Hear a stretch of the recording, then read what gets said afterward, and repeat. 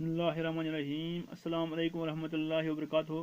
प्यारे बच्चों, आज हम जो सबक पढ़ने जा रहे हैं सबक का नाम है हबा खातून। ये आपकी तीसरी जमात की उर्दू किताब से है। प्यारे बच्चों, ये सबक आप सब जानते हैं, ये सबक हमने मुकम्मल किया, यानी पूरा पढ़ा था। आज हम सबक के दिए हुए सवालात के जवाब लिखेंगे। प्यारे बच्चों, तो शुरू करते हैं। पहला सवाल है इस सबक का, यानी हबा खातून का असली नाम क्या था? हबा खातून का असली नाम क्या था? प्यारे बच्चों, इसका जवाब है हबा खातून का असली नाम जून था। हबा खातून का असली नाम जून था। इसके बाद सवाल है हबा खातून कहाँ पैदा हुए? यानी हबा खातून कहाँ पैदा हुए? इसका जवाब है हबा खातून चंद्रहार पंपोर में पैदा हुए। हबा खातून चंद्रहार पंपोर में पैदा हुए।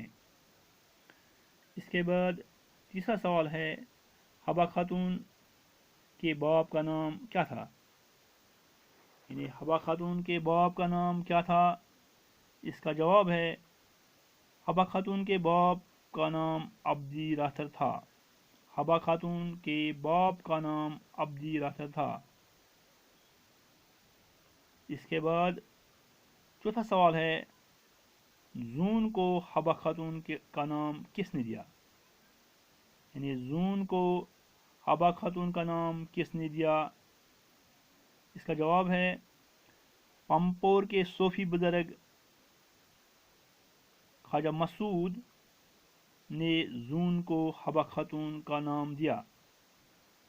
यानी पंपोर के सूफी बुजुर्ग जिसका नाम ख्वाजा मसूद ने जून को हबा खातून का नाम दिया।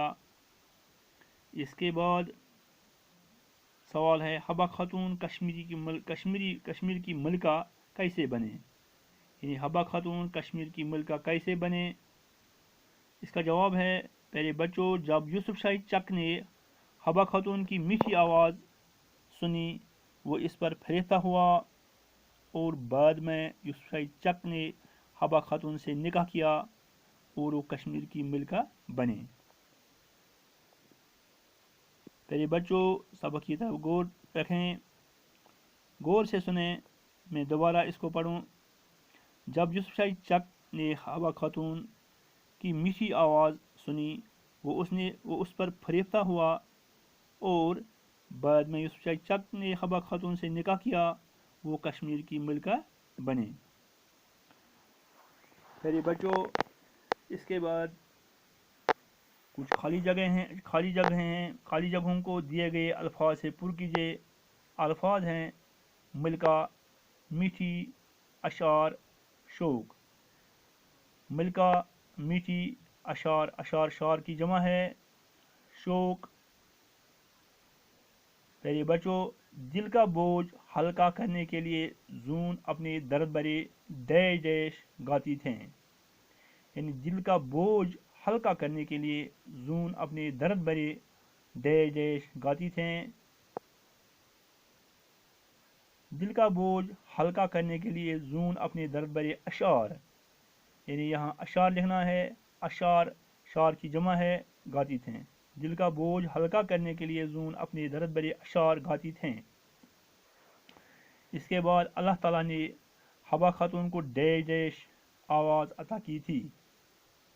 यानी अल्लाह ताला ने हबा खातून को डैश डैश आवाज़ अता की थी। अल्लाह ताला ने हबा खातून को मीठी आवाज़ अता की थी। यानी अल्लाह ताला ने हबा खातून को मीठी आवाज़ अता की थी।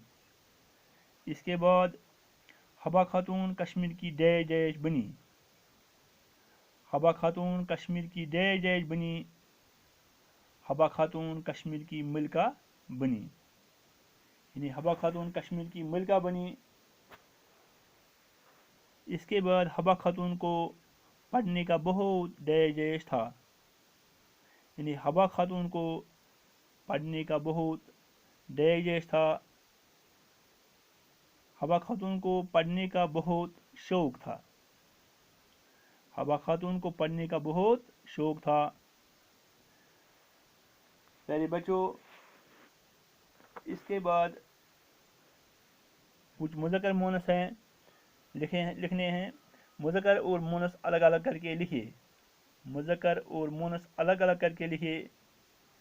باپ، عورت، لڑکی، بیٹی، سسر، شوہر، شہزادہ، بائی، رانی، مرغی، یعنی یہ الگ الگ لکھنے ہیں۔ پیارے بچوں، یہاں مذکر ہے باپ، اس کا مونس ہے شہزادہ باپ۔ پیارے بچوں یہاں مذکر ہیں، باپ مذکر ہے، شہزادہ مذکر ہے، سسر مذکر ہے، بائی بھی مذکر ہے، شوہر مذکر ہے۔ اسی طرح مونس یہاں لکھے الگ الگ ہم نے لکھے ہیں۔ عورت، رانی، لڑکی، مرغی، بیٹی، یہ سب مونس ہیں۔ یہاں مذکر ہیں، یہاں مونس ہیں۔ مذکر اور مونس الگ الگ کر کے لکھیے۔ یہاں مذکر الگ ہے، یہاں مونس الگ ہے، یعنی باپ، شہزادہ، سسر، بائی، شوہر، یہ سب مذکر ہیں۔ یہاں مونس ہیں عورت، رانی، لڑکی، مرغی، بیٹی۔ پیارے بچوں، میں کچھ ان سوالوں کو دوبارہ پڑھوں، آپ ان کی طرف دھیان رکھیں۔ حبا خاتون کا اصلی نام کیا تھا؟ حبا خاتون کا اصلی نام زون تھا۔ اس کے بعد حبا خاتون کہاں پیدا ہوئے؟ پیارے بچوں، حبا خاتون چندرہار پمپور میں پیدا ہوئے ہیں۔ ٹھیک، اس کے بعد تیسرا سوال ہے، حبا خاتون کے باپ کا نام کیا تھا؟ حبا خاتون کے باپ کا نام عبدی رہتا تھا۔ ٹھیک، چوتھا سوال ہے، زون کو حبا خاتون کا نام کس نے دیا؟ یعنی جواب ہے پمپور کے صوفی بزرگ خواجہ مسعود نے زون کو حبا خاتون کا نام دیا۔ اس طرح پانچواں سوال ہے، حبا خاتون کشمیر کی ملکہ کیسے بنے؟ جواب ہے اس کا، جب یوسف شاہی چک نے حبا خاتون کی میٹھی آواز سنی، وہ اس پر فریفتہ ہوا، اور بعد میں یوسف شاہی چک نے حبا خاتون سے نکاح کیا اور وہ کشمیر کی ملکہ بنے۔ ٹھیک، پیارے بچوں، آپ ان سوالات کے جوابات کو اپنی کاپی پر صاف صاف لکھیں اور ان سوالات کو زبانی یاد کریں۔ پیارے بچوں، آج کا سبق ہم اتنا ہی پڑھیں گے۔ آپ دھیان رکھیں، ان سوالوں کو زبانی یاد کریں اور اپنی کاپیوں پر لکھیں۔ آج کا سبق اتنا ہی ہے۔ خدا حافظ۔